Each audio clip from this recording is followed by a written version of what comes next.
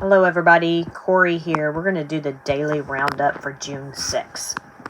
Just a reminder, I'm not a qualified licensed investment or financial advisor. I'm just here to gather data, present it to you so you can to help you make decisions. YieldMax ETFs are extremely risky. Please make sure you know what you're investing in before doing so. And then up front, before I forget, I know I didn't mention it in any of my other videos, but apparently next week we're going to have another YieldMax ETF. It's going to be Snowy, SNOY, and it's going to be on snow. So, snowflake. So that will be a new one. I'll have to get that added in here. I think it said it was going to start trading on Tuesday the 11th. Make sure Tuesday's the 11th. Yep. Tuesday the 11th. Anyway, we're going to jump in here. So we have several trades going on because it's Thursday in preparation for Friday. The market, what was the market today? Yeah, so the market was actually down very tiny little, right? But it was a pretty green day for a lot of things. And I don't know. I don't know with some of these trades that they made today, if they're thinking we're going to keep going green tomorrow, or Coney's going to keep going up tomorrow, or Phoebe, or PayPay, or I don't remember Misty's trades. But, like, I don't know. I guess they just figured they're going to be green tomorrow too, and they're going to close them out now, which then they have to pay tons of money, and then they have to close out or move the synthetics to a different strike so they can get money to pay, blah, blah, blah. So that happened with several of these today. So that's why you have some of these trades. So Coney here bringing in almost 34 million. Phoebe paying out 819,000. GDX positive 29K. JPMO positive 17K. Misty had to pay out $624,000, and then PayPay had to pay $118,000, and then we have Squee bringing in $33,000. So here we have the net assets and the outstanding shares. If you want to take a look at this, pause here. And then same thing here, we have the current price with the NAV and the difference. So you can pause here to look at that as well. All right, and then we're going to move on to here. So we have our underlying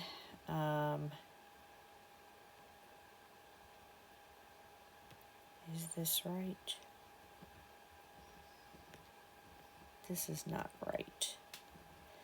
That yesterday close is not right, and I don't know why the system would adjust it otherwise. So that doesn't make sense. So let me look. Maybe I copied and pasted it before the data field. Nope, it's there.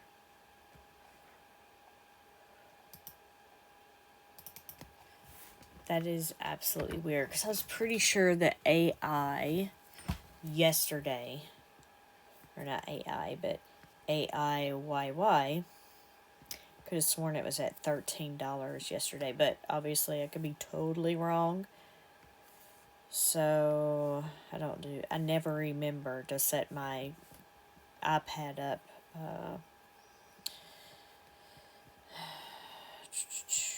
so I could do these on there. Of course, a lot of you probably don't care, but yeah, so yesterday was closed at $13.54 for AIYY. So I wonder if it's adjusting for the dividend. Where's the dividend? 87. Yeah, actually you can see yesterday's close right here. Oh, sorry. I'm on my computer. Y'all can't see that. So yeah, yesterday's close was $13.54. So I don't know why the formula for yesterday's close here pulls in that dollar amount. Because even if I pull yesterday's close, $13.54, and let's say I subtract that by the dividend, which was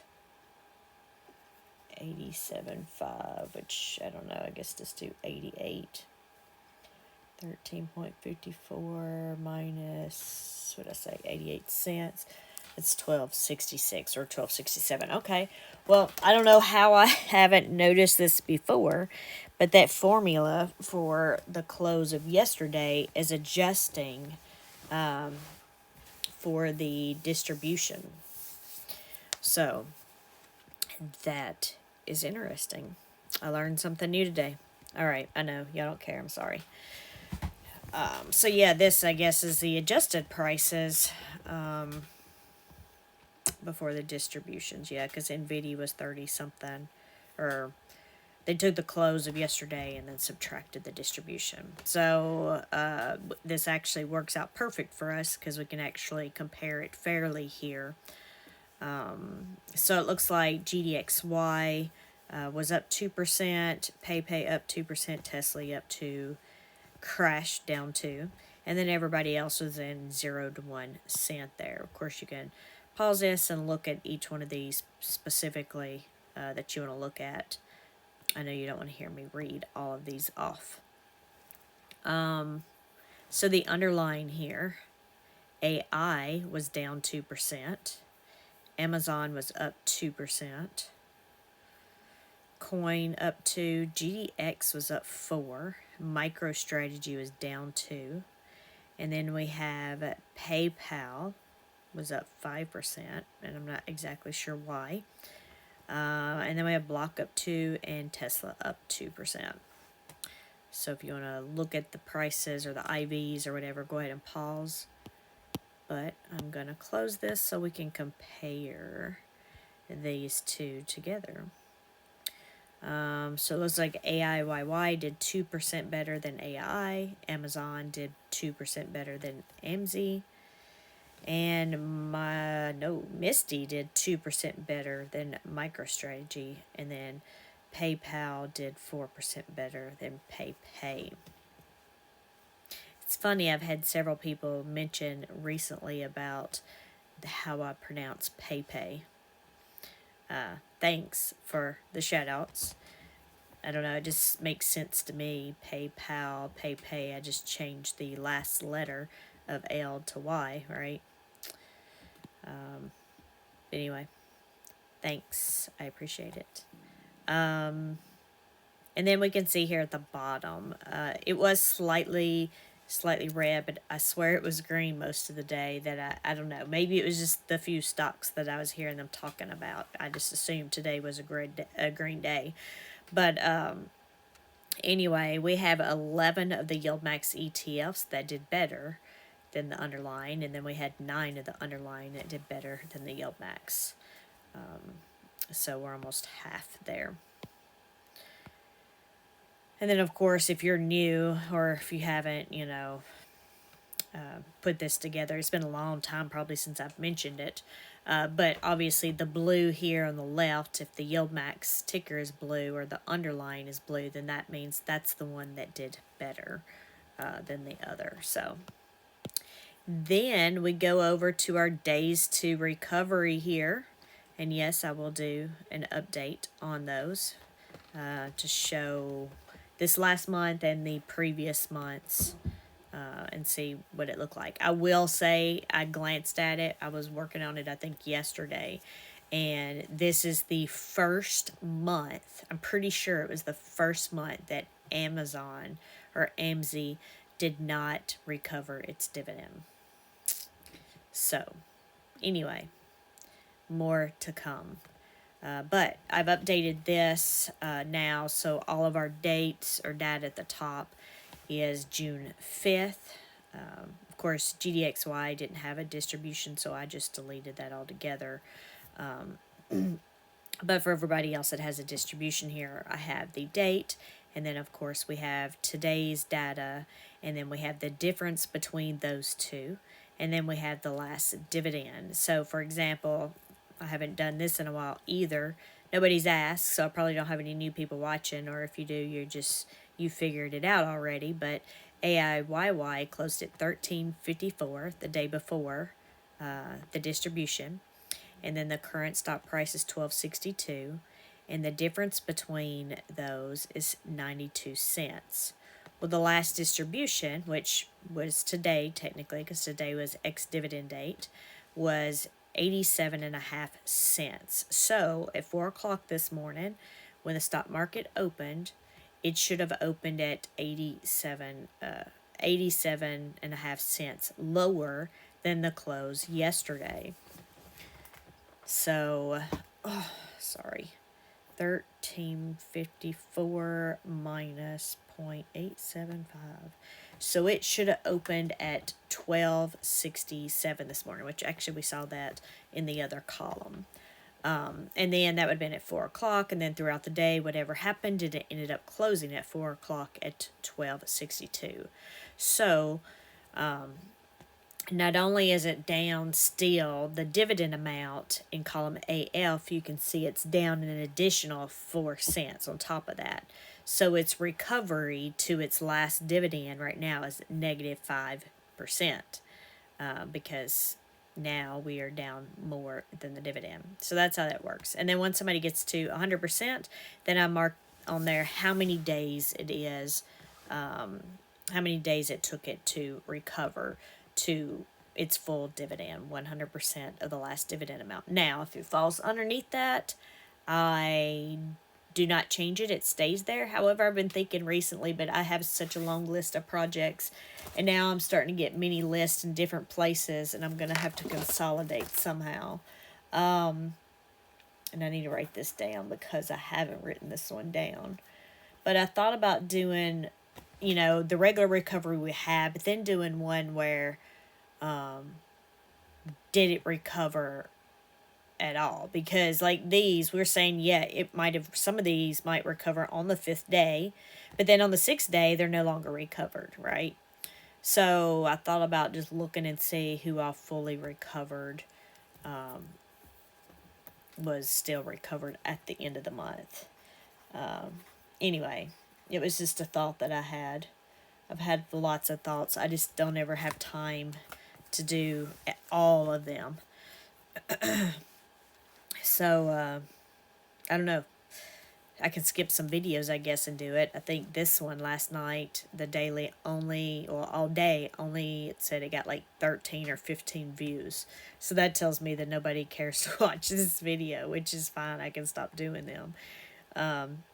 Which would allow me to do other things, other videos, but I don't know. To me, like, this is one of the, I don't know, I feel like one of the most important ones, if nothing else, for the recovery data, right? But anyway, at the bottom, YieldMax is close to recovering its last dividend amount. And with that said, a reminder that the declaration for this is next Thursday. So before you ask yes, I need to, let me write that down. I need to see where we're at, YieldMax and YMAG estimates. I need to get those videos together, or those spreadsheets together. And then I also, actually I've done, well, no, I haven't done much on that. I did the distribution, so I need to do the distribution follow-up. I have it. I've done it. I just have to find time to do the video. Planning for vacation and doing all these videos and spreadsheets. And then trying to go outside and garden. Today's the first day I've done it all week. It's just put me behind on everything. Alright, so sorry. I've talked a lot in this video. I apologize. Let's get back to the facts, because that's what you're here for. These are the short calls or the short puts that we have that will expire tomorrow. You can see that AI, or it's the max. So if they have multiple, this is the max, the highest amount, okay? So AIYY, 29.50 strike price, it's over that by 1%. AMZ is over its strike price by 3%. Aptly over 1%. Moderna's over 5%. I'm sorry, Murney. Nefli is over 1%, and OARC is over it by 3%. Now, NVIDIA's, it's 0% or $5 from its strike price. So it's doing good for now, because that that strike price right there, I think, if I recall correctly from earlier, that's the max strike price. I mean, that's where the majority of the stocks are sitting on the third one. So while this is all good for a nice little roll up, it's good to actually look. If you're wanting to look at something quick, that's why I actually had built this. This is way before I did videos. I built this for myself so I could see which ones were over their strike prices. But like you can see for Misty, there's 7 strike prices there. What you can't see by looking at this, you can see that, there's one here and they're 10% away from it. But what you don't see is the one with the majority of their contracts are sitting at the 1610 strike price and they're way over that, right? Like 7% or something. I don't know. You can't see that from here. You'd have to actually watch the trades and holdings video. But it does give you a nice little snapshot of it, So, and anyway, we have the short value here and as far as the dollar amount and the percentage, how it affects the share price. So for AIY, now let's do a big one. So for Murni here, that's over its strike price by 5%.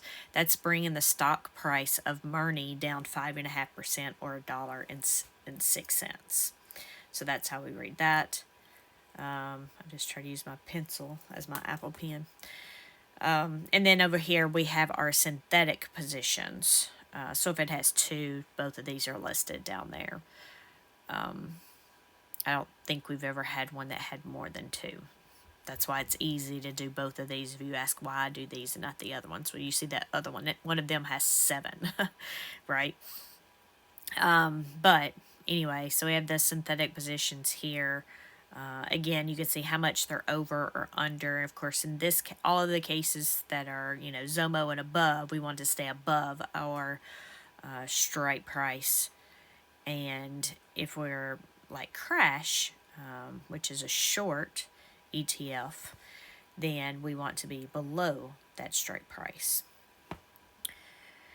So we have that, and then of course we have the same thing over here, value and how it's affecting the share price. So let's see, do we have any big ones here? So we have block here, Squee. It's almost $4 under its strike price, or 5%, which is bringing the stock price down 5%, or almost or 91 cents, almost $1 there. All right, anyway, okay, I've talked y'all's ear off enough, and thanks for hanging out with me and listening to me if you did. Sorry if it was just me blabbering. I know I get that a lot, but anyway, thank y'all. I appreciate all of your support and all of you watching me. Y'all have a great day. Bye.